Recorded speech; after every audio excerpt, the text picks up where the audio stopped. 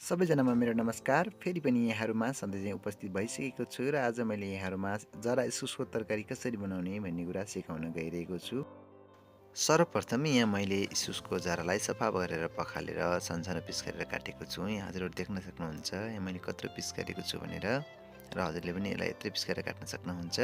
त्यस्तै गरी यहाँ मैले आलुलाई पनि सफा गरेर काटेर लिएको छु र यसलाई पनि मैले लगभग इस्कुसको जरा जत्रै काटेको छु र मैले यहाँ हरियो मटर कोसा लिएको छु, यहाँ देख्न सक्नुहुन्छ। त्यस्तै गरी यहाँ मैले मसिनो गरी काटिएको प्याजलाई लिएको छु थोरै। त्यस्तै गरी यहाँ हामीले हरियो लसुनको पत्तालाई लिएका छौँ, यहाँ हजुरहरू देख्न सक्नुहुन्छ हरियो लसुनको पत्ता।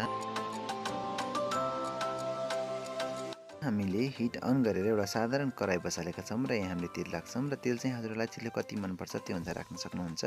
र तेल हिट भइसकेपछि हामी यहाँ थोरै मेथीको गेडा राख्छौँ र यसलाई एकछिन फ्राई गर्छौँ। मेथी हल्का रातो भइसकेपछि यहाँ हामीले मसिनो गरी काटिएको प्याजलाई राख्छौँ र प्याजलाई एकछिन फ्राई गर्छौँ।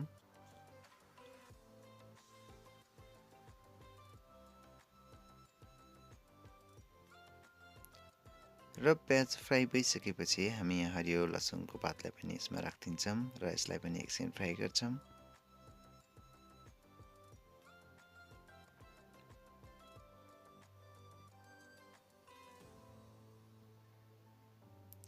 त्यसै गरेर हामी थोरै अदुवा लसुनको पेस्ट राख्छौँ र हजुरले यहाँ सक्नुहुन्छ भने चाहिँ लसुनको मात्रै पेस्ट राख्नु होला।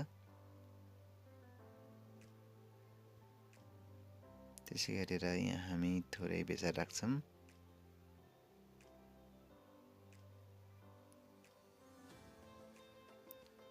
र हामी यहाँ आलुलाई राखिदिन्छौँ।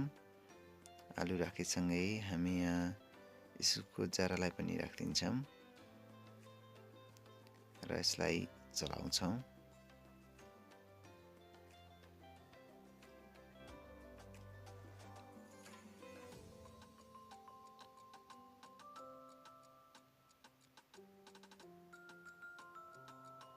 र यसलाई एकछिन चलाइसकेपछि यहाँ हामी नुन राख्न गइरहेका छौँ र नुन चाहिँ हजुरहरूले आफ्नो टेस्ट अनुसार पनि राख्न सक्नुहुन्छ। हेर्नुहोस् त।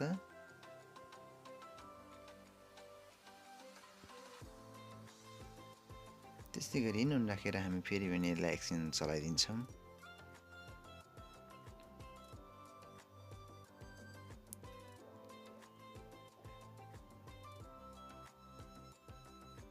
र हामी यहाँ मटर कोसालाई पनि राखिदिन्छौँ र मटर कोसा राखेर फेरि पनि हामी यसलाई एकचोटि चलाइदिन्छौँ।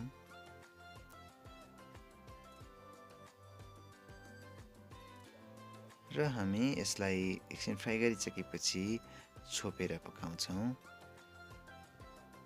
र यसलाई एकछिन पकाइसकेपछि हामी फेरि यसको ढक्कनलाई खोल्छौँ र फेरि एकछिन यसलाई चलाउँछौँ।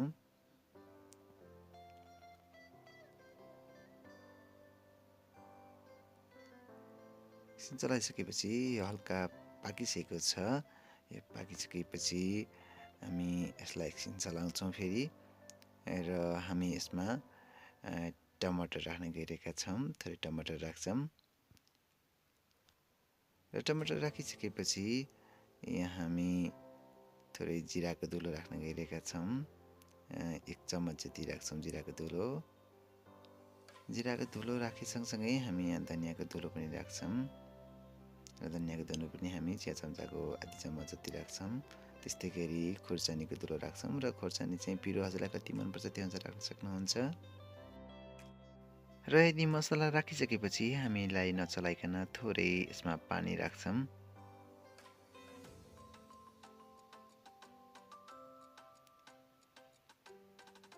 र पानी राखिसकेपछि हामीलाई नचलाइकन यसलाई फेरि पनि हामी ढक्कनले छोपिदिन्छौँ र यसलाई एकछिन पाक्नलाई दिन्छौँ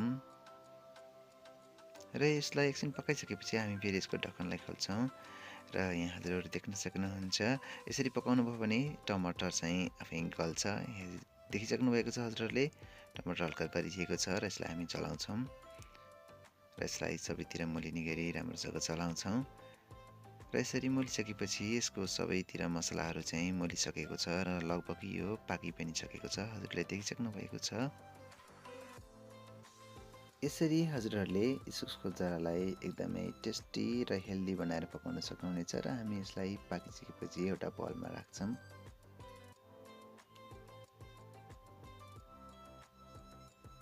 र बोलमा राखिसकेपछि माथिबाट हरियो धनिया राख्छौँ र यसरी चाहिँ हामीले इस्कुस जराको तरकारी तयार गर्न सक्छौँ र यसलाई हजुरहरूले झोल हालेर पनि खान सक्नुहुन्छ अथवा यत्तिकै पनि लिन सक्नुहुन्छ।